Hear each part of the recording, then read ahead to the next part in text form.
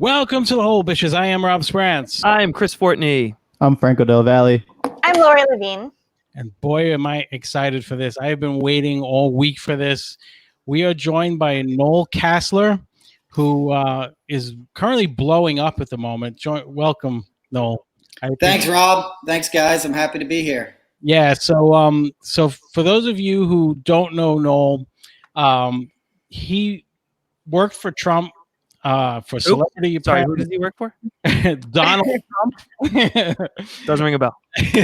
Never heard of him. He worked for him on Celebrity Apprentice, the beauty pageants, and as of late, he's had a lot to say. First of all, I really am impressed with your level of balls these days because you are going at him relentlessly, and I want to kind of commend you for speaking out because there's a lot that you know and there's a lot that you've seen that you need to share. And I think you had you have an NDA right now? Did you sign an NDA? You did. Mm-hmm. Yeah. Right, so everybody did. Everybody who works for Trump has to sign an NDA. All right. So when did you sign? So let's roll it back. So what's the first time that you wound up doing anything with him? Was it the pageants? Yeah, it's back in the 90s. I can only see me right now. Is that normal? Yeah, that's fine. I'm switching. Okay. That's all good. Yeah. So the first time I ever worked with him is in the 90s. And I actually didn't have an NDA on those gigs. When you do all the Apprentice, everybody has to sign an NDA. But in the 90s, he used to, like the first time he did Miss Universe, all the cameraman, everybody saw how he behaved, and he would come out on stage. This will give you an example of how Trump operates. When you're doing a live show, it's very expensive, right? It's union. You got directors, DGA cameramen and stage managers and all these guys standing around. So they're doing a rehearsal. Trump comes out, lines up all the girls on the side of the stage, like on the stage where you're shooting, walks up and down and inspects them all. Sticks his finger in their mouth, checks their teeth. Whoa. Making like he literally puts his finger. Checks their teeth. Yes, because he looks for big horse teeth like Ivanka. That's a turn on. He likes big teeth. It sounds crazy, but it's true. He sticks those. Hearsay. Right. Yeah. No. Mm-mm. So he's. No. Wow. So he sticks it like he just pulled. It's clearly just a reason for him to stick his finger in. Yeah, he sticks his little doll fingers in their mouth and checks their teeth. So he makes notes. You know what I mean? He did this, went on for an hour, and people are disgusted. Cameramen are disgusted.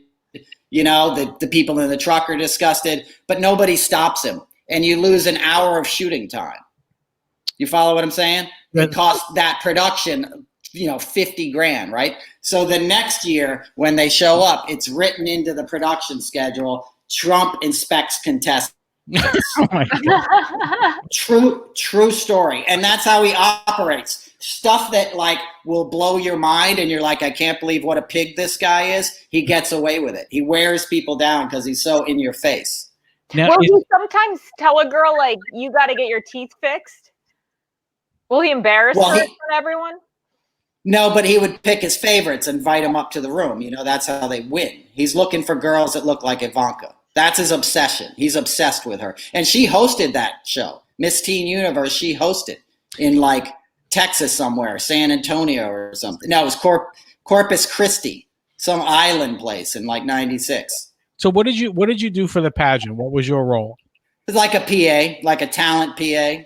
I was young then. That was the 90s. I went to drama school, the American Academy of Dramatic Arts, and my friend was the production coordinator, so she brought me in on it. And, you're just running around, getting whatever they need. Somebody needs water on the side of the stage and stuff. Yeah. Sorry. No, go ahead. The Apprentice, by the time I did The Apprentice, now we're at 2007, 2008. I'd been in television, for 20 years at that point. So that's talent management. That stuff was a little more involved. But the first years, I was just a PA. So I grew up in New York in the 80s. So Trump was just like a joke to me. Yeah. You know what I mean? So it wasn't even in The Apprentice, you weren't like, this guy's going to be president. You're just like, this guy's out of his mind. He's making his daughter give him a lap dance in front of people. All right, wait, so hold on. hold that thought. I want to go back a little bit because we'll get to that disgrace in a second. So so you're a PA, and your first exposure to Trump, like do you meet him personally? Are you not allowed to talk to him? Like how does that work? You could talk to him. He's pretty friendly dude in terms of that kind of stuff. He likes attention, so if he's in a room, he wants everybody looking at him. Right. And he used to walk around like he was president back then. Yeah. He always has these security guys, and he wants you to like on The Apprentice, we would have after parties. The last couple of years we shot it at the Museum of Natural History, right? And we had an after party right there on site. So like there's not a lot of famous people at a Celebrity Apprentice after party. You know what I'm saying? It's like Tom Green, no offense to Tom, and like, Joan Rivers and like, the Jesse James, some dude who was married to what's her name for 10 minutes. Like it was a pretty lame cast of characters, but Trump would wait out in the hall till all the celebrities got there, like by himself with his 2 guards, and then walk in late to like make a grand entrance. Yeah. Do you know what I mean? Because he'd want everybody to look at him like, ooh, look, Trump is here. And we would laugh. You'd be like, dude, this guy's out of his freaking gourd. Like it's Sunday night. We all want to go home, Yeah. So, okay. So let's get back to, right. So you said, so the women are lined up and so he walks up, he inspects them, puts his fingers in their mouth to see their teeth, doesn't ask them to do it. He does it. He lifts up their lips and looks at their teeth, just like you're buying a horse. So I'm telling you, he would take notes at some point. He had a little notepad. He'd look at their asses, look at their tits. Right. Can I curse? Good hooves. Yeah. Okay. So he's checking the stock. They were his girls. And it literally was written into the schedule. Trump inspects contestants the next year. The first year, people are like, what is happening? You know what I mean? But he owns the pageant, and he liked to make a show of it. Yeah. On a scene. Sorry. No, it's okay. So he would literally pick the girls that he wanted to go to his room. What did he say? Exactly. You and you. If you want to win, come up to Penthouse Suite. More or less. Hey, that's so gross. So did you ever see one of the girls that go up to the suite wind up winning? I heard, yes, but I didn't, I heard tell of it, and I don't want to embarrass that girl. But yes, there's a girl who won who had a really bad weekend, who looks a lot like Ivanka, who didn't look like she had a good time that weekend. And I don't know that she ended up winning, but I know that there's more to the story of her weekend there, than appeared on the television show. Because you don't want to be the girl that Trump likes.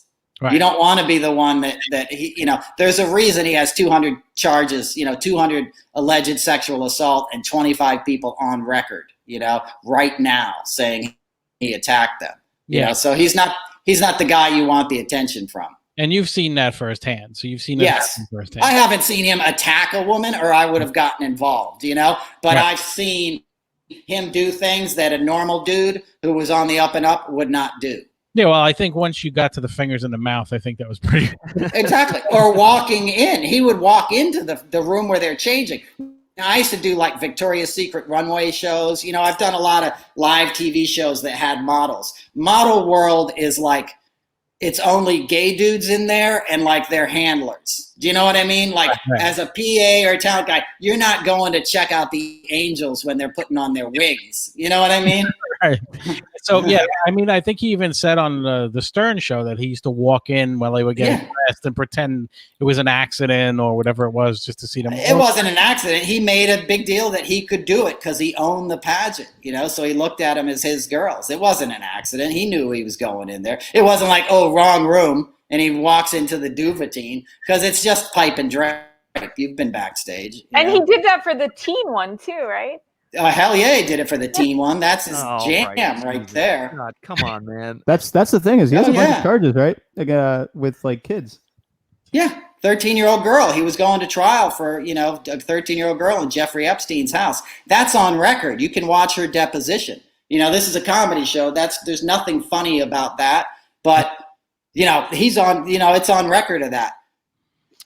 It keeps popping to me. I guess you do that, right? Yeah, Rob is putting everybody up whenever they're talking. Oh, I see. Yeah. So and he used to at Trump Tower. He used go down. He would go down and, you know, the Trump Tower on 57th Street, 56th Street. He would walk around the lobby, like to Asprey and the Starbucks and stuff, and be like, hey, you should be a model. Like, because school trips would go in there, and they would use the restroom because there's like a public restroom and a Starbucks. So, like, when you came in from Jersey on a school trip, you might meet Donald Trump because he had a modeling agency, and that was his big front. Like, do you want to be a model? I can hook you up. Trump model management is how Epstein based his thing. You know, Epstein was Trump's protege. You know, like, Trump was the godfather of this stuff. Trump model management was human trafficking. I don't want to get too deep into like stuff, but if he wasn't Trump, he'd be in jail right now. You know, if he wasn't a rich dude who had like NYPD security guards around him, you know, which is the other part of the story, you know. Sure. But okay, so now you do the pageants. Right. So Celebrity Apprentice is the one that you had, right? You did Celebrity. Yeah, Celebrity Apprentice. My friends all worked on The Apprentice, you know, before it was non-famous people. Who wants any of that? You know what I mean? So mostly that then. So you did, how many years were you on? I did all the years, 6 seasons. 6 seasons. Wow. Okay. Yeah. You were there for a long time. Yeah.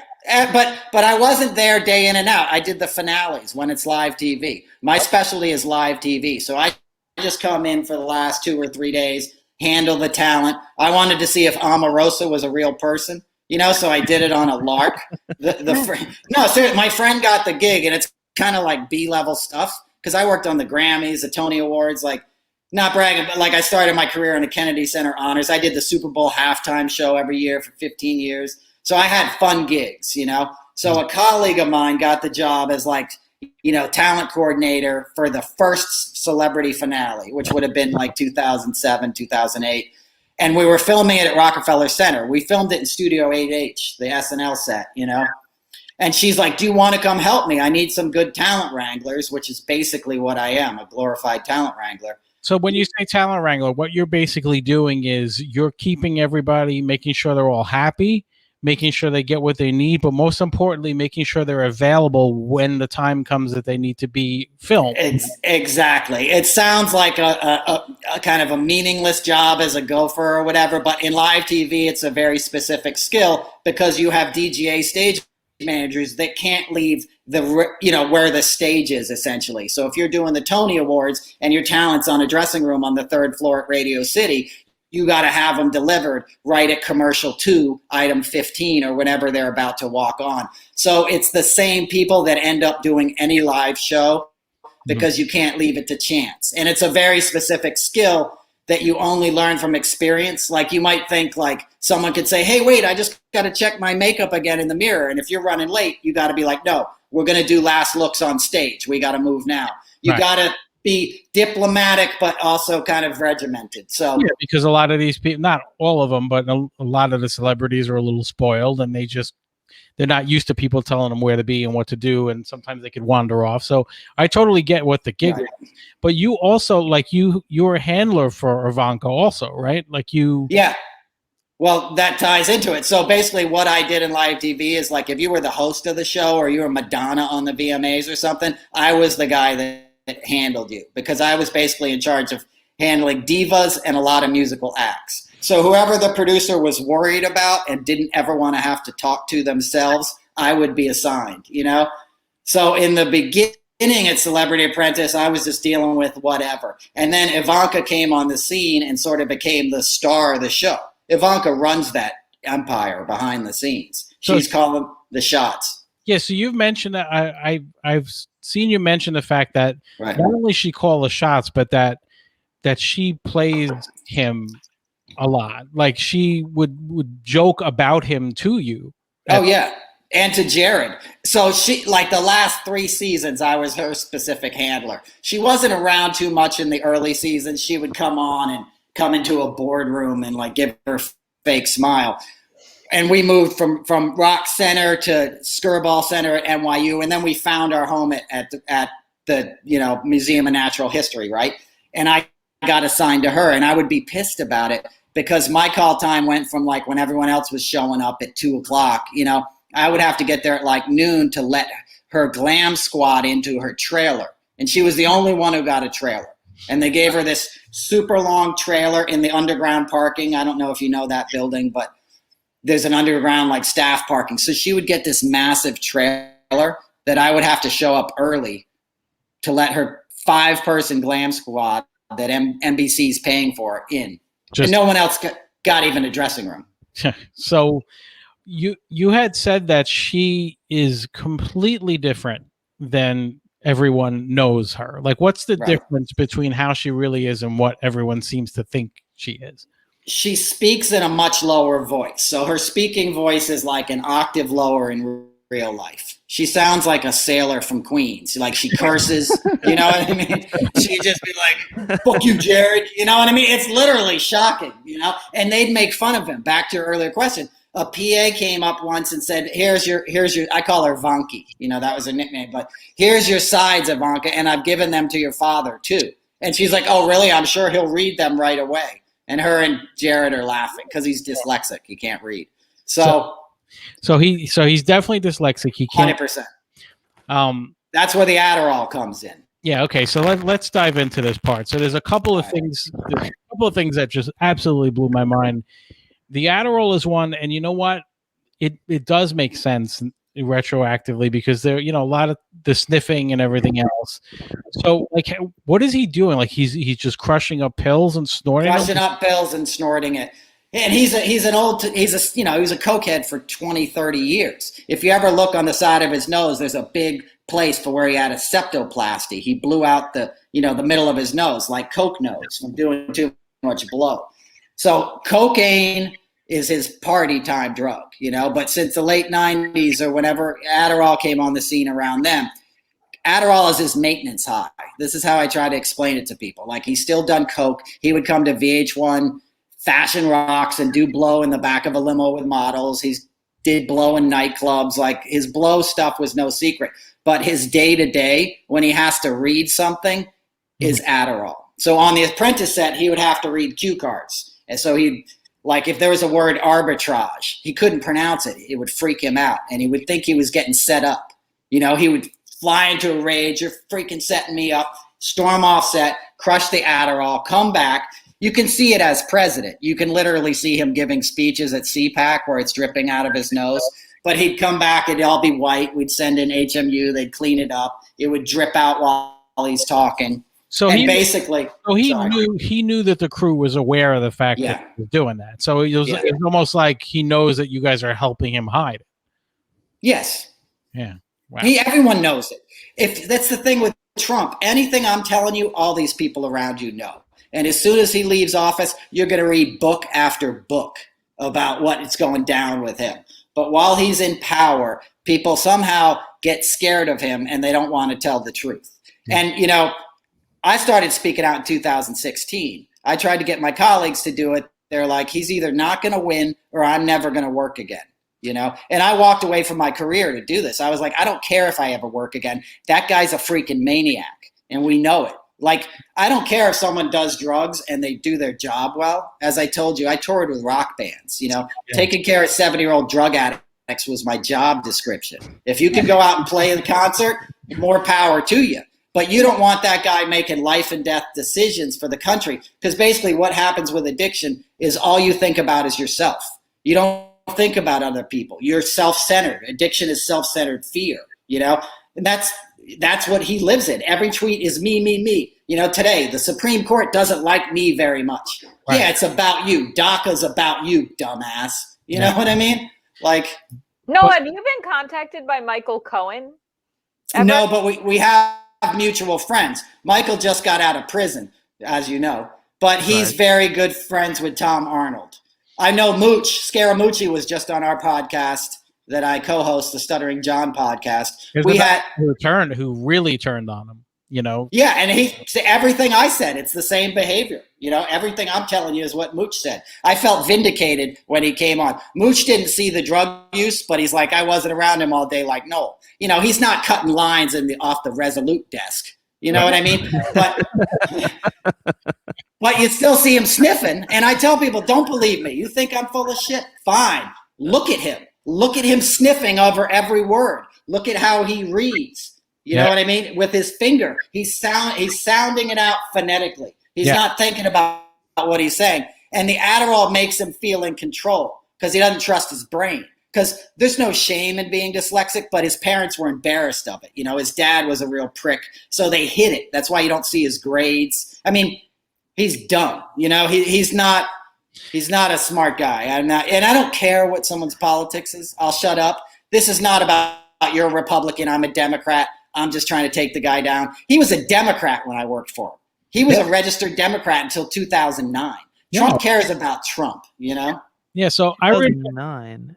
Did something happen in 200008 that would have made him... I wonder what. I wonder what would have made him switch parties. Exactly. The timing on that's really weird. Right? Exactly. It's a coincidence. Before we move on, I also really love the nickname Mooch. I just think that's great. Dude, so here's an example. Mooch, at the end of the hour he spent with us on the podcast, I was like, Mooch, run for office and I will vote for you. That guy is the most self-aware, humble guy now. He's like, yeah, I was an asshole. My ego got caught up in it. I wanted to go work for the president. I'm from New York. I thought it would be cool. He's like, I got there and I realized this guy's out of his fucking mind. He's like, this is insane. He was there for 11 days and he's like, he can't believe how fucking crazy it is. And he's like, you got to stop this guy. Read Mooch's Twitter feed now. I mean, he's the biggest. Yeah, critic. He's the biggest. And Mooch is a great fugging nickname. He's a great guy. I actually like him a lot now that he's out. The more he talks, like he's, you know. No, I love the guy. He won me over 100%. And that's my point. He's a Republican. I'd vote for that dude in a heartbeat. I told him to run. I said, I hope you run for office. Because he's smart as shit, too. He went to Harvard and, you know. Yeah, not that makes you smart, but. But still, he's a great dude. I guess the scary thing I guess the scary thing more than anything is that everyone kind of sees it. Everybody kind of understands that, you know, the man's kind of unhinged, but people still ride with it.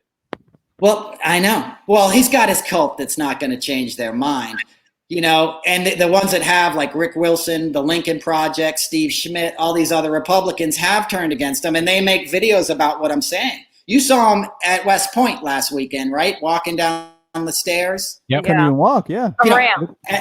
And I'll tell you why that happens. And this is all firsthand experience from The Apprentice. He wears lifts. He's like 6 feet tall, so he wears 3-inch lifts. I knew it. That's why he's always like leaning forward. Right. And he wears a girdle. He has a plastic thing that they kind of strap him into because he's really fat. Okay. So the girdle and I'm telling you, the girdle and the lifts, you try walking down a ramp with that shit on. Yeah, being 100 pounds overweight and high off your ass, you know? Sounds like my grandma minus the drugs. Right. He asked for a golf cart once. He hates walking. He took a motorcade to go to the hotel across the Hayes Adam Hotel, which is like where everyone stays if you're like a dignitary and you're going to visit the White House. Trump took a 7-person motorcade across the street to get to that hotel a couple years ago. Every other president walks across the street, right? At The Apprentice, he asked for a golf cart to go from that parking garage I told you about to where we shot the thing, which is the LaFrac Theater. If you've ever been to the Museum of Natural History, where the IMAX Theater is, you know? Yeah, a couple of blocks. Not even. It's 80 feet. And he sat there for an hour. And we're like, we can't drive a golf cart. It's a museum. You know what I mean? Where are we going to get a golf cart? He's like, fuck you, make it happen. Yeah. So, and Ivanka had to come talk him out of the car. And she slipped into that voice I was telling you about. That breathy, sibilant S thing she does, that's for daddy. So she talks to him. Well, one thing I want to point out really quick is I want to thank everybody who's commenting and asking questions. We're going to get to all the questions that you guys are putting in the feed. There's a bunch here, so we'll get to all of those. But I wanted to kind of touch on that before we get over to Ivanka again. You mentioned the girdle and you mentioned the lifts. However, one of the things that I mean, I just love hearing. I know where this is going. Yeah, so he shits his pants, right? All the time. The nickname for The Apprentice, if you're a boom operator on that show, is the shit show. Because he'd shit himself publicly. Remember how I told you about the words like arbitrage? Yeah. So if he saw a word he didn't like and he couldn't pronounce, which is basically any 3-syllable word, he would freak out and he'd fly into a rage and then it would let loose. He doesn't. And you would hear it. He's profoundly incontinent, bro. I'm talking like a minute-long evacuation of his bowels. Like a cartoon character. Yeah, no, in full audio. Like, imagine the guy's got a lavalier. There's some dude like this being like, I just heard that guy shit himself for 5 minutes. So what? And the reason for that is I used to do a lot of cocaine. Cocaine has laxative. Stimulants have laxative, So it's a combination of like 30 years of stimulant abuse and eating nothing but McDonald's, because all he eats is cheeseburgers and then meatloaf at night. So he's got 40 pounds of undigested meat in his colon, and he's basically feeding diuretics all day long. That's what stimulants are. They create water in your guts, in your intestine. Coffee. Even a coffee, you need to go to the bathroom. Exactly. So imagine snorting your coffee and like 6 months worth of Big Macs down there, and then you fly into a rage. So you just lose control. So the first time, like, he shits his... Laura, did you have a question? Yeah, but let's finish up the shitting in his pants. Okay. Great. Yeah. Let me. Right. So I remember it like it was yesterday. You don't How do you you don't forget forget that? your first kiss and the first time you see Donald Trump shit his pants. And it was on the set of SNL. It was Studio 8H, that thing you watch every Saturday night. That's where the first fake boardroom was built. And they were doing a run through, and arbitrage was the word. And he pointed at the cue cards and said, "You guys are fucking setting me up." He curses like crazy. Right. And then, you know what I mean? Then the fucking sound. And you're like, that didn't just happen. And they're like, yup, it happened. And it's like, okay, stand down. And then Keith Schiller, who's his big bodyguard, come and gets him. And they change him out. In the host dressing room, they had to take him up these little stairs. So that's how you see him walking. I don't know if you know that set, but it's right behind Chris, I think. I think Chris has it as his background in the image, I think. Right on. Oh, is that what you are? Oh, Yeah. What is that? I think it's is that one of the boardrooms? Supposed to be. It's supposed to be the Okay. boardroom. Oh, yeah. Yeah. Yeah. So wait, do you smell it? Does he just smell like shit? Yeah, you smell it. Oh, he smells like shit all the time anyway, because he doesn't brush his teeth. Those are like dentures and shit. So, and he's too arrogant to like take care of himself. If you watch him as president giving speeches, you'll see him lined up with people like when he was doing the coronavirus stuff. And if you see him turn and talk to somebody, you'll see that person recoil just slightly. You know what I mean? You know when people have really bad breath and it like hits you in the face? Yeah. That's his breath is bad, dude. Wow. Like a fishing boat in July. So wait, is he tanning or is it self tanner? No, it's Bronx number 5 is the name of the company. It's Swiss something. It's like Swiss Arts. It's a Swiss company. They make it, and it's called Bronx Concealer number 5. And it's made by a Swiss company, and he puts it on himself. Oh, so he does it, and he does his hair. Nobody does it for him. Well, that's Yeah, exactly. And it takes like an hour to do the hair. That's why he has executive time. He wakes up in the morning. He doesn't get to the Oval Office till noon. He wakes up, cuts some lines. He takes benzos to come down, Valium. That's why some days you see him, he can't pronounce shit and he's got mush mouth. Right. That's from the benzos. He's cutting the tweaking with benzos. So if he travels, benzos are Valium, Xanax, that family, benzodiazepine. So he's cutting the stimulants with benzos, so like I used to work with Crosby, Stills and Nash, I've woken up dudes that like spent up all night doing coke and then they took a bunch of benzos at 4 a.m. and you're trying to wake them up to go somewhere at noon. It's a long process. So that's what I tell people, like Trump's executive time, he doesn't make it till the Oval Office till noon on a good day. Most days he doesn't even go down there. A normal president would be down there at 7 a.m. You know what I mean? Yeah. So he's recovering. That's the dysfunction. Right. He's waking up slowly. He's tweeting. He's watching Fox News. And then he's putting on the stuff. He's doing the hair. It takes an hour. And then they strap him into the girdle. He can't do the girdle himself. So wait, they help him into it? Yeah. And that's how I saw it, because I walked by a room and they were lacing up the back. And it's hard. It's a hard plastic thing. It's like fucking Frankenstein. If you saw that guy without his hair, if the world saw him, he wouldn't be president tomorrow. Even his staunchest supporters would be like, no, fuck that. Get that guy out of here now. I'll tell you what it looks like.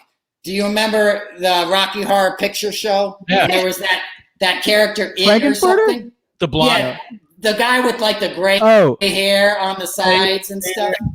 That's what it looks like. Yes, because it's all one long ass piece of hair. He hasn't cut in like 20 years. You talking about Riff Raff? Riff Raff. That's the guy. Yeah. It looks like Riff Raff because it's one long fucking shank of hair that he brings up, and he's a master of it. He's an artist, and he swirls it and does the can of hairspray and all this stuff and gets it in shape. But if you saw it without that, it would horrify you. And he also had a scalp reduction, and that's famously documented. That's why he attacked his first wife. Ivana wrote about that in her book. Exactly. He said he ruined her life, but he lifted his scalp up to make it seem less bald. And it left a scar, and he accused her of ruining his life. Because she picked the surgeon. It was her surgeon, and so he ripped out a chunk of her hair and did something else really bad to her. So when you see him go to St. John's and pose with that Bible, and then we learn it's Ivanka's idea, what did you think about that? No surprise. That's what I'm telling people. She's pulling the strings. She carried the Bible too, right? In her $1,500 purse. Right.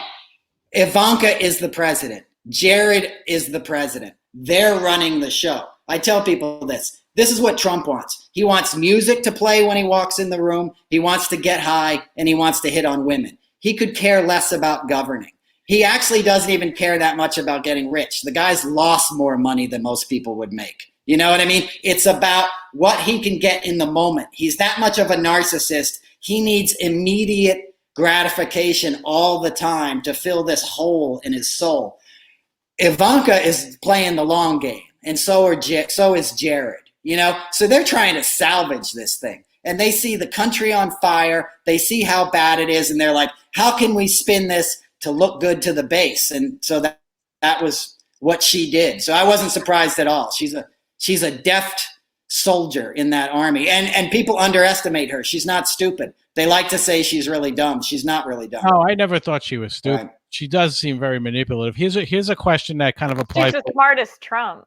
Yeah, she is. Yeah, but that's like the tallest elf. So here's a question: what was Jared like? Like, what's Jared like as just a dude? Like a psycho killer. You know what I mean?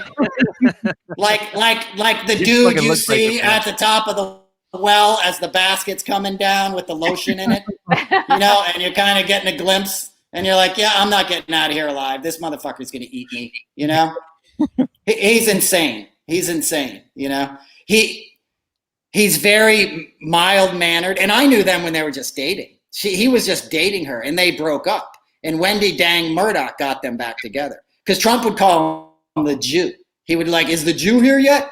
Like insane stuff. And he was kind of like in the beginning, like, nah, I'm out of here. Screw this. And if you know who Wendy Dang Murdoch is, she was Putin's girlfriend. Then she married Rupert Murdoch. She got them back together, and Ivanka and Wendy went off on a vacation. But it's a convenient marriage. Jared's very ambitious too. Ivanka's not really his type, is what I would get. You know what I mean? But it was a good person to marry if you want to marry into a rich family. Like an old Trump king and queen marriage, like something like that. I don't want to denigrate. There's nothing wrong with that. But yeah, I think his trainer is more like who he's interested in than she. But that doesn't matter, but he's creepy. He's creepy AF. You know what I mean? I got the creeps from that dude as soon as I met him. And if you see, he's gotten way creepier. He was a good-looking dude when I met him. He had dimples. He's a good-looking dude. Now he looks crazy. Like he's Botoxing. They both Botox, unbelievably too much. There's nothing wrong with that, but I'm saying there's you can see what losing your soul does to your physicality, Yeah, sure. And he thought he could solve the Mideast problems. Mideast peace problems, yeah. Right? The opioid crisis. Yeah, good luck with that. Immigration. COVID, right? He was Googling what is coronavirus when they assigned that to him. and but that goes to my point. Trump doesn't care about any of this stuff. So he says, like, let Jared do it. Because Jared was the guy in the campaign that figured out who they needed to target to win. You know, they won that. I'm sorry. No, so I like back to like your specific experience with them. Right. So, the dynamic between Ivanka and Donald, it's been joked about a bunch, but you've seen it firsthand. And do you think that, not that it's actually anything happening, but do you think that there's something sexual in his mind and she's just playing that? Like, how is that going down? I think she knows he's sexually attracted to her. You've seen her as a 10-year-old girl. He would dress her up like a model and bring her as his date to society events. Just creepy stuff. There's the famous photos we've all seen with his hands practically down her shirt. And she's like 11, you know? He remade her face. She had several plastic surgeries. She looked nothing like that when she was 13 and starting her modeling career. So he sort of made her in the image, you know, of what his ideal is, which is just creepy. And she went along with it.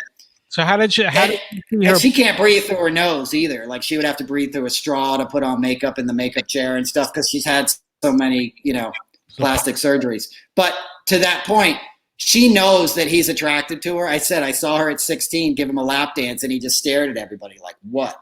You can see it at Mar-a-Lago. She did it to him. Hold on. So describe this, how this goes down, right? So where is this happening? Is this on the set? Yeah, on the set of Miss Teen Universe when she was the host. She gave him a lap dance. She gave him a lap dance. On your lap, dancing to the music. No, I know clapping. You can look. If you don't believe me, look at the picture of Mar-a-Lago. Just Google, you know, Ivanka giving him a lap dance. She's sitting there in the front row at Mar-a-Lago, right? On his lap, in short shorts, grinding. She's 14 years old. There's a couple next to them. The wife and dude are like, what? You know what I mean? Because it's creepy. And she's rocking out. And that picture, I think, was like 1995 or 96. The band that was playing was the Beach Boys, right? So like every 15-year-old girl was just really into the Beach Boys in 1996, right? Like Mike Love was just the shit back then, right. You know? So she just forgot she was on her dad's lap because she was, you know, they're playing Good Vibrations. But if you see that look in his eye, that's what he does. And if you go back and look at the pictures of her as a little girl, when he's bringing her as his date to these parties, it's the same look. He looks at everyone else in the room like, what? Like, I can do this. This is my possession. And he holds her really tight. If you look at all the pictures, she's a little girl. Her hands are white from the pressure of him holding her. And there's countless pictures. So don't take my word for it. Look at those pictures and think, would you ever pose like that in the back of a limo with your daughter lying across? I've seen some of them. They're disgusting. Right. And you know, but so now she uses that, like, you've heard her go up to him and talk to him in a sexual way to get him to do what she exactly in a breathy voice to sort of that's why she came to DC with him. That's why she got an office right next to the Oval Office. She's like his handler. And there was a while that she was traveling with him to all these foreign countries too. You know, she's like the Trump whisperer. If stuff gets too crazy, they send in Ivanka. That's why she was there that day. You know, that Lori just mentioned. It was because he'd gone down into the bunker on Friday night and he was getting trashed for it online. So he was freaking out. He was probably throwing his Depends across the room and like flinging pieces at the wall. Like, because for that dude, getting embarrassed is a fate worse than death. If you saw him get booed at that baseball stadium last summer. That crushed him, man. You could see him dying inside. He was crying. Yeah, like he can't cry.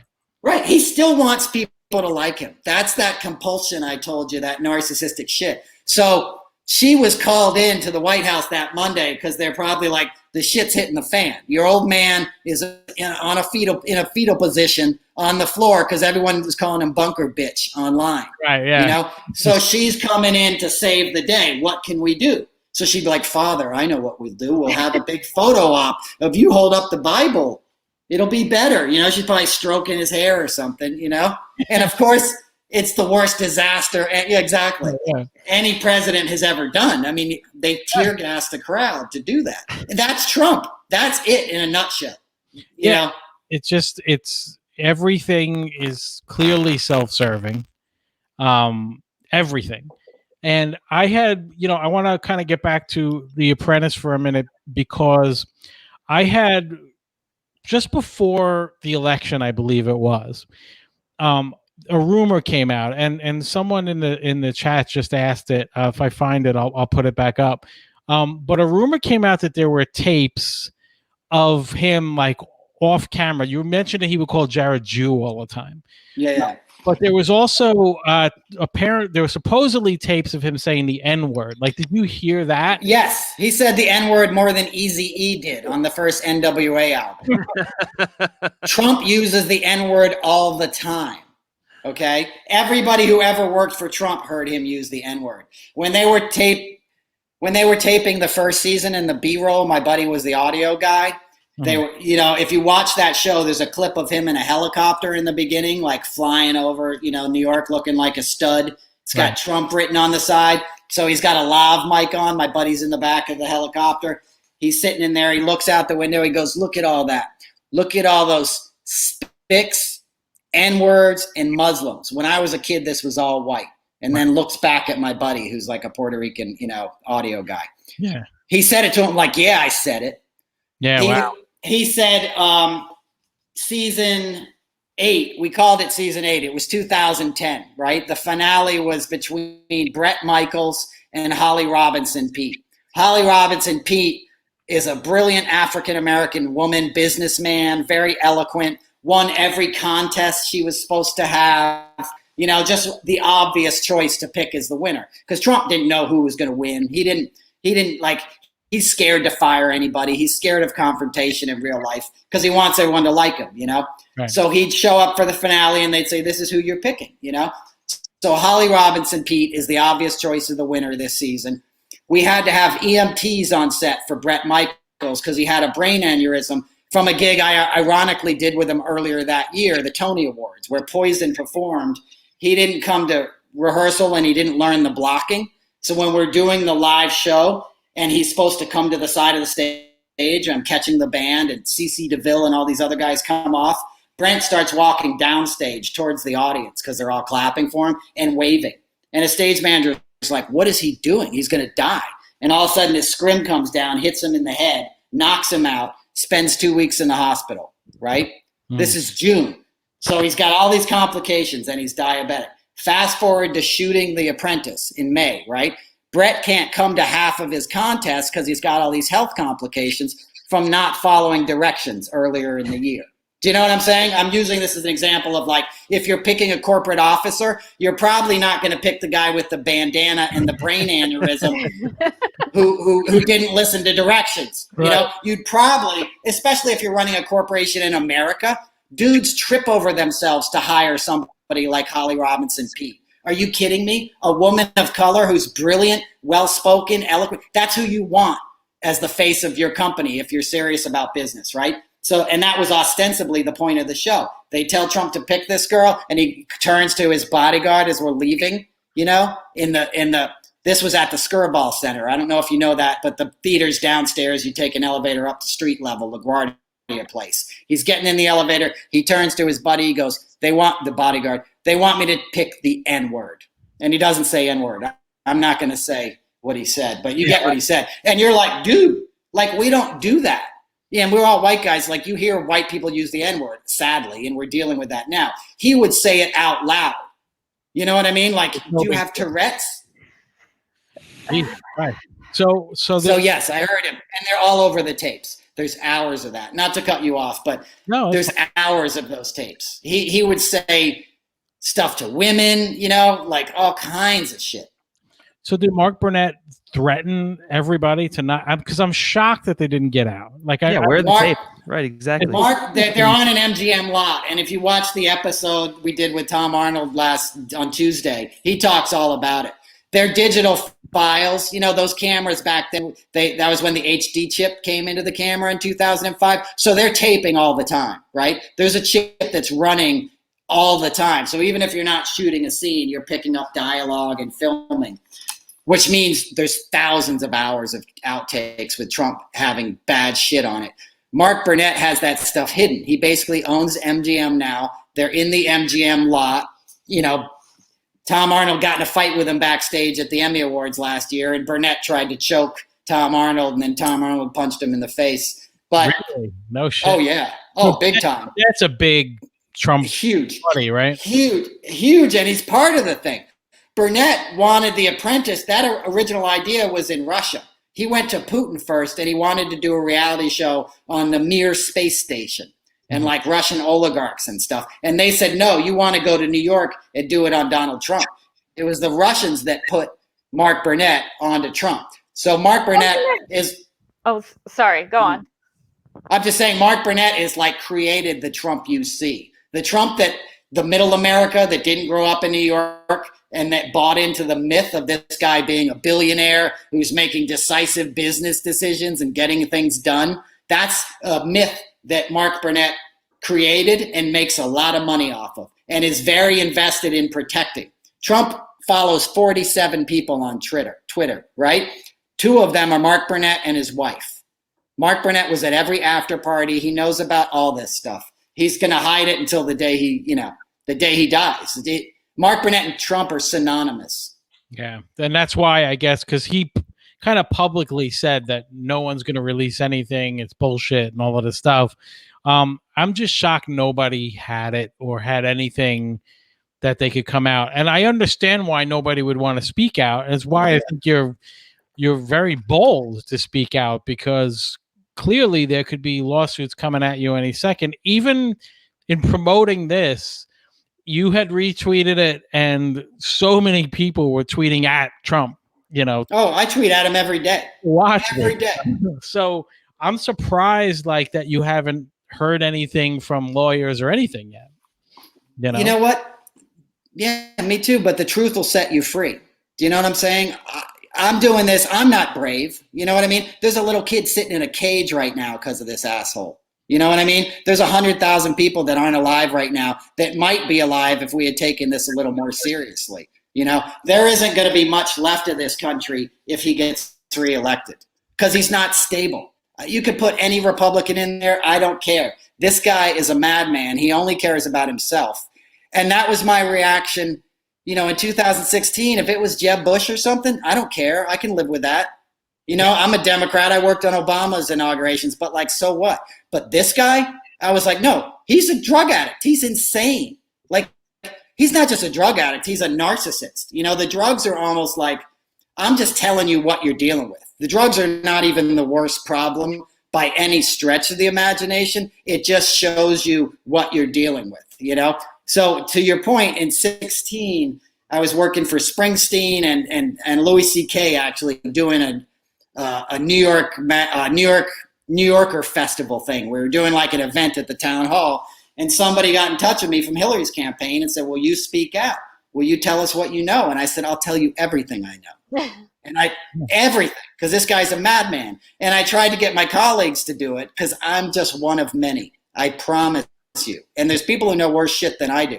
But they were like, no, I want to work again. I have a career. He's not going to win anyway. And Mark Burnett put word out in live TV, if you speak out, I'll sue you. So that scared a lot of people. They got houses, they got kids. If you're a director in live TV, you're making good coin.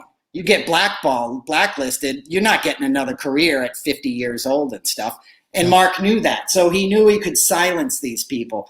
But look what happened. You know, Trump won. And it's insane. So that's why I went into comedy, was to get a bigger audience. I had a good career, you know, like. And that's kind of how this started for you, because you did a stand-up set. Right. And that's actually the first time that you revealed any of this, was you did a stand-up set. Right. Which you can find on your YouTube. I put up your Twitter once in a while to follow you. I know you also host a podcast with Stuttering John as well. Where can people check that out? That's on YouTube as well, and it's live every Tuesday and Thursday at 3 p.m. Got you. So but the first time you did any of this was in a stand-up set. It wasn't on Twitter. It wasn't Right. on another show. That's where it was. Yeah. And then it just went viral. Is that pretty much what happened, or? It is exactly what happened. I mean, I wasn't even on Twitter. You know, I'd spoke out on Facebook, and I was like, how can I tell people like more? I told Hillary's campaign. I told People magazine in October of 16 about everything I'd seen. They catch and killed the article. Do you know what I mean? They said it was going to be a cover story, and then it just disappeared. Trump had his tape leaked about I grab him by the pussy, and everyone figured, all right, he's done. You know what I mean? He's not going to survive that, but he did, right? So I'm sorry. He survived everything. This is like he always does. There's been he must be done now. He's done. I will say that this is the first time I think I really kind of see the wall starting to crumble around him between the two. You know, he stacked the court for him and lost two critical moves. So now he just looks like the asshole that was fighting to get these people out of the country. Now he looks like the asshole that was fighting to take healthcare away from transgender, you know? Right. So if you win that in the eyes of the Supreme Court, he can stand as the law behind him and say, you know, it was the law. I was just protecting the law. But now, I mean, Neil Gorsuch, amen, turned and it was like, this is just not right. Now, of course, Kavanaugh sided with him, you know, but Neil Gorsuch, he put Neil Gorsuch in, and Neil Gorsuch turned around and flipped both of those. So now, instead of looking like someone who's enforcing the law, and that's the reason why he's doing it, now he's the dick that tried to just take healthcare away from transgenders. Yeah. He's the dick that tries to kick out this DACA people who, let's face it, they've lived there their whole lives. They pay taxes. They work. They have jobs. They're not like these, you know. They bring in more money. They help our society and our economy. Yeah, exactly. And I'll tell you, a lot of them seem a lot smarter than some of these morons that you see out there at his rallies. That's for sure. 100%. They contribute a lot more. So I see slowly it just, and I don't want to get too excited, but it just seems like the approval rating is the worst it's ever been, you know, between COVID and everything else. I think that this rally in Tulsa is going to go bad. Something's going to go bad. Well, Stephen Miller is writing that one, so that will be fun. Yeah, that should be a good one. But, you know, I hope that that's kind of where this goes, because you know, most people that have even reasonable intelligence, you can watch the guy and go, this guy's not intelligent at all. And I used to say, you know, that election was most people voted against someone. Either people were voting against Trump or against Hillary. Nobody was pumped for Hillary. You know, there were people pumped for Trump, you know, the rednecks and everything. I was pumped for Hillary. You know, but you know what I mean? Like it was different. Well, it was different than Obama. Like Obama was a movement.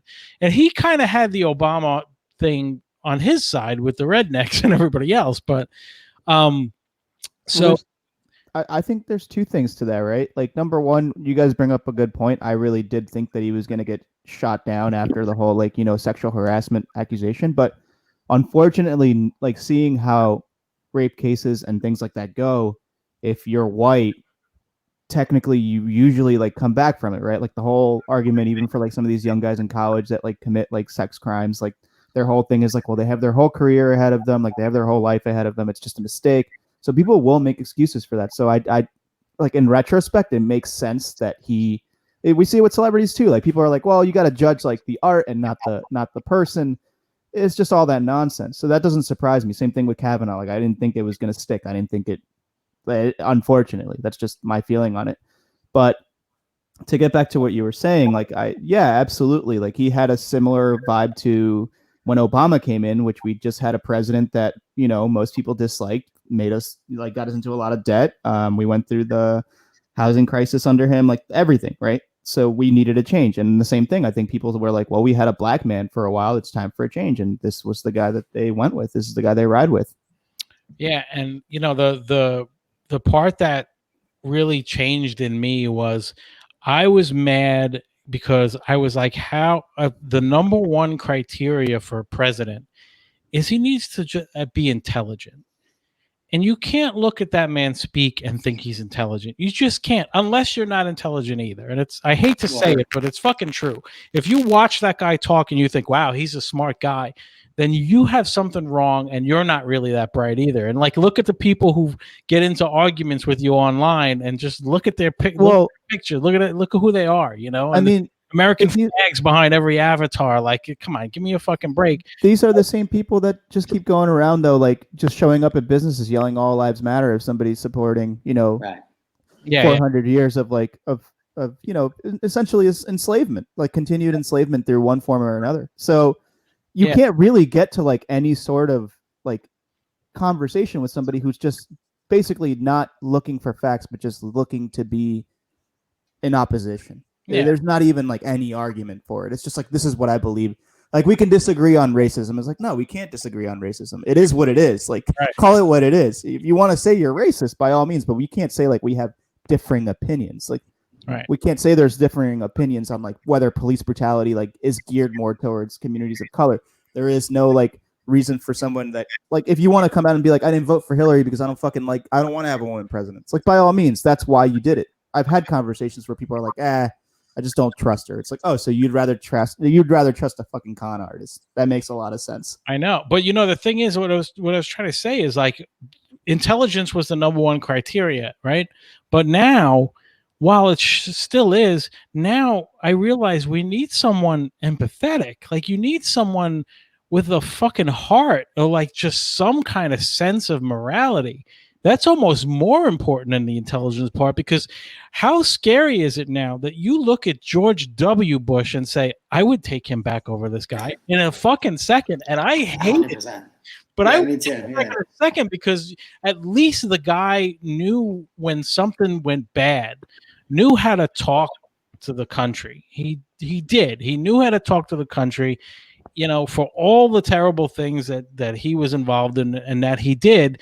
When you look at him now, you're like, I would take him in a second over this guy. And it's kind of, it's really a very scary time, because I just see everything shifting, and I see that there's really a chance that he's out, but I just don't believe it until I see it. I don't think because how many times have we not counted this guy out? And then, like you said, the grab him by the pussy, like that should have been it. Any other presidential, Howard Dean got knocked out because he went, no! Exactly. It is, right? Right, exactly. So it's just ridiculous how far shit has come. So like when somebody like a Trump supporter says to me, who do you want, Biden? Like the guy who fucking can't finish a sentence? I'm like, dude, do you realize who you're supporting? How low is the bar now? It doesn't matter anymore. So what if he can't finish a sentence? Neither can your guy, At least the guy is a servant for 40 years. Yeah. At least the guy is a really good family man, and people on both sides of the aisle have respect for him and everything else. So, I don't want to like turn into all of that, because I do want to take a few minutes to get into your rock star story. But I mean, is there anything else that we didn't touch on that you've kind of seen through your apprentice days and the pageants that that I think you think people should know? Yeah, I mean, it's very well said what you just said, and your other gentleman I can't see because it's just me right now and I forgot his name. But you both made very salient points. What I would like to say to people, what I saw, the guy I saw is the last guy you want to be president of the United States. And it's not because of his politics. It's because of what you just said. He has no empathy. He's like a psychopath. He literally doesn't care about anybody but himself. And the dude I know, and the reason I went into stand-up was like, this guy would blow up the world rather than get embarrassed. My biggest fear with Trump is that like shit starts going really bad. He knows he's losing, he can't handle it, and he just like drops a bomb on somebody. You know, he's that crazy. Like ego death, like as I said, to him is a fate worse than death. Even Nixon, when he saw that he was busted and he saw what it was doing to the country, was like, I'm out of here. Right. You know what I mean? Even Nixon, who was the other politician who was only concerned about re-election and his own campaign, was like, you know what? I'm not going to kill everybody just for my own shit. It's time. Trump would. You know, Trump would be like, fuck all y'all. That's how he is. Because he doesn't have empathy. He used to throw rocks at his next door neighbor's baby when he was a kid. You can look it up. It's in the Washington Post. He was a sick dude. You wouldn't let your pet around him, you know? This is what I tell people. If Trump had grown up in the Bronx, poor, instead of Jamaica Estates, Queens, he wouldn't have made 20 years old because nature would have taken care of himself. You know what I mean? Somebody else's dad would have beat him to death for doing something to their daughter. You know, he wouldn't have survived. If he had been a poor kid, he would have gone to Vietnam, you know, and he would have gotten fracked by his own his own commanders. So they were like, we got to kill this guy or he's going to get us all killed. I'm not saying he should be. But the only time that he can justify shitting his pants is being in Vietnam. Exactly. The only time that it's acceptable. Exactly. How often would you say he shit his pants? Was it monthly? Well, I would only see him on the on the finals, right? So I saw him at least 3 times. But he wears the Depends all the time. You can see him as president. He was in the Oval Office with Erdogan, the Turkish prime minister, and you audibly hear him doing what I described to you. And you can look this up on YouTube or whatever, and you see Erdogan's face. And Erdogan's face is basically like, that motherfucker did not just do that. You know, you literally can see it. You can see him smell it, and you can be like, this motherfucker, you know? And here's what happens, because when he gets pissed, and you see when he does these pressers, it's called closed press. It's when they bring the press into the briefing room or the Oval Office and they all get to yell questions. You'll see when he gets pissed off, his aides, which is Stephen Miller's wife actually, will come in and she'll be like, everybody out now, get out, get out. Like they freak out and kick you out right away. I think he made a number 2 at that point. And it's like, get in there, get him out, because somebody's going to get it on film, you know? President made a number 2. Hey, Rob. Yeah. I want to say something before we change topics. Since you mentioned Joe Biden, and we talked about Joe Biden a couple weeks ago, not to change the entire tenor of everything we're talking about here, but you keep mentioning how he's a great guy and he's a good family man, he's a lifelong politician. There have been some serious accusations made against Joe Biden. Mm-hmm. And look, if I'm going to vote for Joe Biden, I'm going to vote for Joe Biden because I'm not going to vote for Donald Trump. But we can't just ignore that, right? If you were disturbed or upset or livid or whatever about allegations made against Brett Kavanaugh and he got elected to the Supreme Court, you have to be equally as upset and disturbed and livid about allegations made about Joe Biden. We can't just be conveniently forgetful and sweep it under the rug. So take that for whatever it's worth. That's nuts, though. Tara Reid had nothing. We can't have it both ways. We just can't have it both ways. I get what you're saying, and I don't agree at all. It's a fair counterpoint. I get it, but here's the part that I thought was odd. So the guy was vice president for 8 years. You don't think the fucking vetting before he was vice president? You don't think if that would have happened, it would have happened? Maybe there was. Maybe there was. But I do understand what you mean. I agree. You have to be fair. You can't say Republicans are ignoring everything and voting for this guy and then turn around and say, I'm going to ignore this. You at least have to make mention of it and be fair and come to whatever opinion you're going to come to, and let the process take its course. The woman that came forward, her own lawyer dropped her because her story didn't check out at all. Like she had nothing to go on. If it doesn't check out, it doesn't check out. But you can't just ignore a claim. Right. Well, okay. You're right. Everyone should be looked at. I agree. I just want to say that. I know we talked about Woody Allen also. Mm-hmm. So I held my tongue a couple weeks ago, but I just want to say it now. No, at least everyone be informed is all I'm saying. Don't discount anything. If anything, just vote for the guy that doesn't shit his pants. I mean, that's that's what I'm going to do. We don't, And with Biden, he probably, he's getting close to that age. Yeah, he might be doing it too. Who knows? But at least if he does it, he would do it with class. But so here's what I want to talk about with your. I want to know a little bit about. So you were a roadie, or what did you do specifically for? But what did you do for rock stars now? I was a road manager. Manager. Okay, that's a loose term is roadie, but I on the bus with the rock stars. Yeah. The roadies are the crew that are on the crew bus. They set up all the gear. I carry the drugs and like hand out the backstage passes. So go through some of the. It's a better job, trust me. So go through the people that you've been road manager for. Bruce Springsteen, the Rolling Stones, Jackson Browne, Crosby, Stills, and Nash.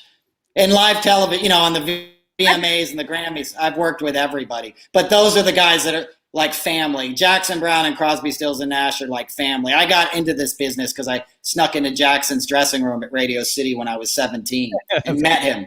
And I'd written a paper on American imperialism in Central America. This was the late 80s, and people didn't really understand what Iran Contra was. I grew up in Westchester, and they didn't know what Oliver North did. So I wrote a paper kind of explaining to people, like, this is what it is. They're selling drugs and taking cocaine and then shipping it, So Jackson was impressed with that. So I ended up going on the road. That's really cool. So 17, well, how old were you when you went on the road? That's almost... I didn't start going... I got into the business at 17, but I went into live TV pretty quickly. I started my career in live television when I was like 21, 22 at the Kennedy Center Honors with Aretha Franklin and Billy Preston, actually. And I was like, I'm hooked.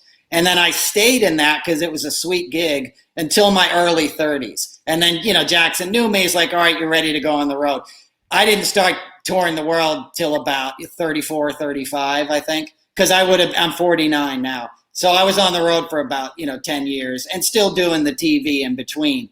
But that's kind of, you need a little bit of maturity to be a road manager. Like if they brought me on at 17 to be a road manager, I would have just taken everyone's per diem and disappeared in Paris. Like you just never see me again. You know what I mean? I was going to say that's an almost famous scenario. Right, exactly. I would have blown it. It was bad enough just in television, and we could party in the beginning. But so I got to see the world with those guys. Crosby, Stills, and Nash especially. They're all like uncles to me, And they broke up. I was on their last tour. Now, who's your favorite and who was your least favorite out of any of them? That's a very good question. Yeah, like who was your favorite out of all of them?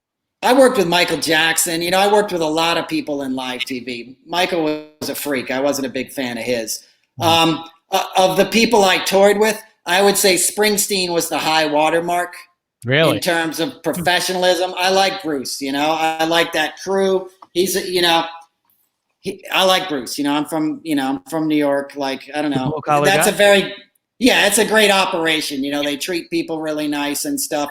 Crosby, Stills, and Nash was the most fun just because even as like kind of old men, they were still like rock stars. They still enjoyed it. They warmed up every day. You'd get on the tour bus. They'd be lighting up joints and telling you about Woodstock and shit, The Stones was like, I love the Rolling Stones, That was kind of like a corporate environment. They all come in different cars and, they were like phoning it in. That was like pretty lame. Yeah. So who was the biggest asshole out of everybody?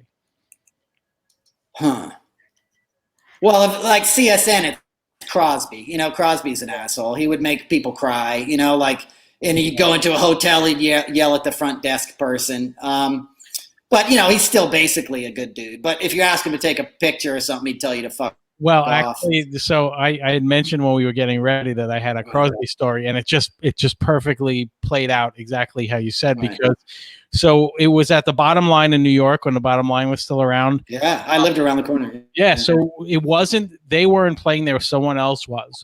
But we were there early, and David Crosby was at a table with two other people we didn't know who they were, and my friend goes over, they're not eating. Right, it's just half full. My friend wants to just go over because we were huge CSN fans. So my friend wanted to go over and just say, "I just want to tell you, I thank you for everything. I love your music," and that was it. Didn't want a picture. It wasn't like there were cell phones back then. Like people were always asking for pictures. Right. So he walks up and David Crosby's talking, and he walks over to him. He says, "Excuse me," and David Crosby just goes, "No, no, no, no, no, no." And starts banging on the table. At no point looks at him. Just starts banging and screaming no. And my friend walked away. And one other guy that was with us says really loud, "Wow, David Crosby's a cock." Like just says like really loud, like he's a dick. Yeah. But But I get like wherever these people go, somebody wants to talk to them and somebody wants to interact with them. And look, that guy is a rock legend beyond rock legends. So maybe you get a little bit of a pass, but he's a dick. To hear you say that, he's a dick. Anybody in that band, if they're being honest, he's a dick. He's the reason the band broke up.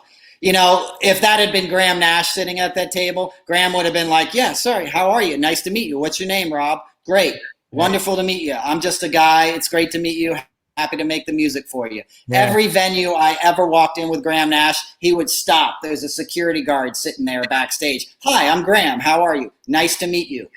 Graham Nash grew up poor in Manchester. He would have been working in a coal mine if he didn't get into music. Graham started doing it, with the Hollies when he was 16. He knew the Beatles when they were called the Silver Beatles. Wow. He knew Paul McCartney when he was 16. These guys would play together on talent shows. He did tours with the Stones when they were still driving in cars. And Graham had the same love for the music on our last tour in 2015. Never changed. He's still out there as a solo act. Crosby, on the other hand, grew up famous in Beverly Hills.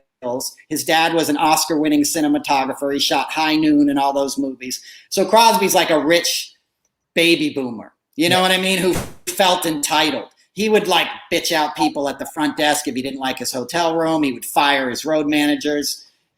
He's got his good points, and he was there for a lot of rock and roll, and he made some great music, but he's an asshole. Like, let's be real. Well, I hate to switch back, but you just mentioned entitled and growing up entitled. I can't believe I didn't ask you about the kids, Don Jr. and God, dude!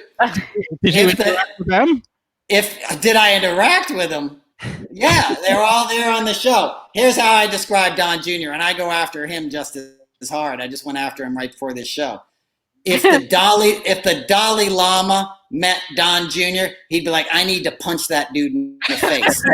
The Pope would be like, I'll hold him, bro. You just hate that guy. You're just in a room and you're like, oh, this dude. He makes his father look nice. And actually his father is nice compared to Don Jr. Yeah. Don is just as racist. He's a little suck up who thinks he's going to be president someday too. Watch out for Don Jr. There's a reason he's opening all these MAGA rallies. He's a prick.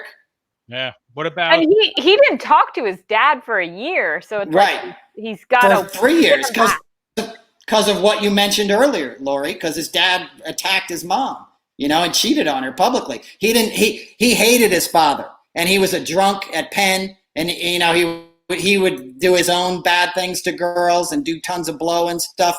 He was trying to run away from his father, and then he realized he was his father. Do you know what I mean? And then he became his father, and now he's fully embraced it. Yeah, it's like he's bad news. Twizzlers, I think you're about to ask me about Eric Trump. We called him Twizzlers because he would take all the red Twizzlers off the craft service table. Here's the other thing. They're broke. They're grifters. The Apprentice was their biggest paycheck in years. He had blown all the money that his dad left him, the $400 million or whatever. So that was a big paycheck. That's why you saw all the kids, because they wanted a per diem. They wanted a weekly SAG wages after wages from shooting the show. And at the end of the shooting, they would take the Cliff Bars off of craft service, just like you and I would if you were on a show. Like I would take shit home, but I live on the Upper East Side in a one bedroom. These guys are supposedly going back to their billionaire tower with their name on it. You could have brought home Donald's cocky underpants. That could have been what you. I should have saved it. When I worked for never mind. When I worked for Springsteen at the Garden, like we did this reunion tour in 2000, the E Street Band had just gotten back together, and my job was like to go in there and clean up his dressing room at the end of the night. And we were there for 10 nights, so they would just kind of leave everything there, and there'd be these like wet towels because he'd take a shower after he got off stage, and there'd be like pubic hairs on him, and I'd be like, I'll bet some of these fans would pay for this shit. You know what I mean? I bet you they would. I was like, man, a wet towel, right, with Bruce's pubes on it. Like, this is worth something to somebody. You could definitely sell Trump's shit to one of the MAGA fans. Oh, dude, they're buying his shit, right? They're about to go breathe it. They're going to die. Like you said, that thing's going to be a massacre. Lori just made the point. Like, he said on Fox News last night that 1 million people asked for tickets. That's twice as many people that went to Woodstock. Yeah, right. You know what I mean? There's only 3 million people in Oklahoma. I've been to Oklahoma. I used to do the Woody Guthrie Festival, which is in Okemah, Oklahoma. There's 3 million people in that state, and they're spread the fuck out. You know what I mean? It's not like Tulsa's some big city. So 19,000 seats, 40,000 people show up. That's going to be a disaster. You know? Yeah, I'm really curious to see what happens from that. But no, I can't thank you enough, man. This was great. I appreciate it once again. You have tremendous balls, man, to break an NDA and to just get out there and I know why you're doing it. You're doing it because people need to know. I hope all of this makes a difference. I hope, but I can't say I'm confident, but I hope so. But you have so many great stories, and you're welcome back anytime. I really do appreciate you joining us and sharing everything. Most of the questions that were coming up, most people we got to already. So a lot of them were, does his underwear smell, and did he say the N-word, and what's Jared like, and why is he running for re-election? I think it's just because he doesn't want to lose, and he'll go to jail. He'll go to jail. Right. Exactly. Yeah. Very. My thing.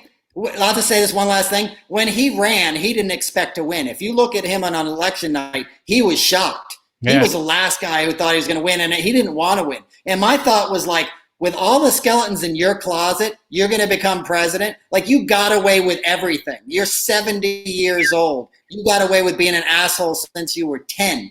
You know what I mean? You haven't paid your taxes or showed them in 8 years, and now you're going to be president? That's like me with a suitcase full of cocaine, and I'm going to check into this flight right now and go through security. Like, your life isn't going to be the same on the other side of TSA. And he's in the biggest TSA, it's called SDNY, but, know. Well, if you notice, the New York investigation has got very quiet. Very, very, very quiet. And you didn't hear anything. You didn't hear that it was done. So I wonder if they're waiting. I wonder if they're just waiting for him to be out of office. And I'm sure he's aware of it. I'm sure he is. I know the guy is not very self-aware, but I think he's aware of what can be a threat to him for sure. He very much is, yeah. Yeah, but you can catch Noel on the Stuttering John podcast as well. It's on YouTube. You just look up Stuttering John, I guess, and you'll get that. I'd love to have John on sometime too. And follow him again, Casler Noel on Twitter. And thanks again, man. I really appreciate it. I'm going to play a quick out and just hang around for one more second if you don't mind. And that's it. Thank you for listening to The Hole. I am Rob Sprance. Fortney Love. Franco Del Valle. Lori Levine. And Noel Casler. Thank you, and later, motherfuckers.